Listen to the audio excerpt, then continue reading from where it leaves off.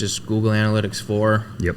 is coming out. So you might be receiving emails like, hey, your analytics account, it will be deactivated July 1st. Yep. Like, please make your migration over prior to that. You might get these things. Those are very valid emails from Google. But yeah, Google Analytics 4 is coming out. It's just their newest version of how to track track KPIs and insights and whatnot. So that, you know.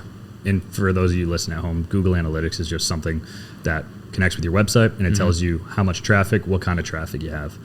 That's it. Great dashboard to have, and yeah, should have that on your website. Yeah, I think what they're trying to do with Analytics 4 is also allow you to use that data more hands-on. Yeah. The prior analytics, they were fantastic. It was, fantastic insights, but they didn't allow you to actually say like, hey, now I have this data, like what can I do? You always had to make changes in a different way. You had to edit the website, you had to do,